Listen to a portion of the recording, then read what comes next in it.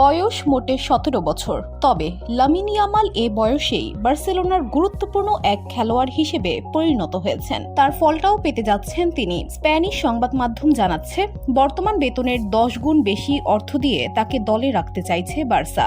Catalan ক্লাবটি ইয়ামালের সঙ্গে এক যুগান্তকারী চুক্তি নবায়নের পথে এগোচ্ছে। এই চুক্তি অনুযায়ী ইয়ামালের বছরে মোট আয় হবে 40 মিলিয়ন ইউরো মোট বেতন হিসেবে, যেখানে 30 মিলিয়ন ইউরো থাকছে মূল বেতন হিসেবে এবং 10 মিলিয়ন ইউরো থাকবে বার্ষিক নবায়ন বোনাস হিসেবে। বর্তমানে ইয়ামাল বছরে মোট 3.3 মিলিয়ন ইউরো আয় করেন। নতুন চুক্তির পর তার কর পরবর্তী নিট বেতন দাঁড়াবে বছরে প্রায় 20 মিলিয়ন ইউরো। এর মাধ্যমে ইয়ামাল বার্সেলোনায় সবচেয়ে বেশি আয় করা খেলোয়াড় রবার্ট লেভানডোভস্কিকেও ছাড়িয়ে যাবেন। পোলিশ এই স্ট্রাইকার বার্সেলোনায় 33 মিলিয়ন ইউরো আয় করেন বছরে। তবে তার চুক্তিতে বোনাসের কোনো ধারা যোগ করা নেই। বোনাস সহ মিলিয়ে ইয়ামাল লেভাকে ছাড়িয়ে যাবেন। বসুন্ধরা, উত্তরা, বনশ্রী, কুড়িল ও বাড্ডা সহ রাজধানীর বিভিন্ন স্থানে অভিজাত ও অত্যাধুনিক মানের ফ্ল্যাট কেনার এক নির্ভরযোগ্য প্রতিষ্ঠান প্লেজেন্ট প্রপার্টিজ লিমিটেড। তাই আপনার স্বপ্নের আবাসনের জন্য আজই যোগাযোগ করুন।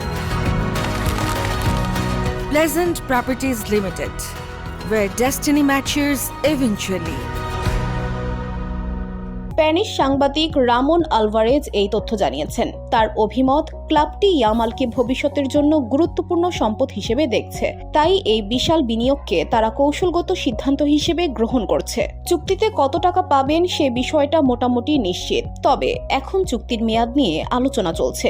দুই পক্ষ 2030 কিংবা 2031 সাল পর্যন্ত চুক্তি বাড়ানোর বিষয়টি বিবেচনা করছে। তবে ইয়ামাল নির্দিষ্ট মানদণ্ডের পারফরমেন্স দিতে পারলে 2026 সাল থেকে চুক্তির শর্তাবলী পুনর্বিবেচনার সুযোগ থাকবে বলে জানাচ্ছেন স্প্যানিশ সংবাদ মাধ্যম। বার্সেলোনা মনে করছে ইয়ামালের মতো প্রতিভাকে ধরে রাখতে এমন একটি চুক্তি এখন সময়ের দাবি। ক্লাবের আর্থিক সীমাবদ্ধতার মধ্যেও তারা তাকে নিয়ে দীর্ঘমেয়াদী পরিকল্পনা করছে।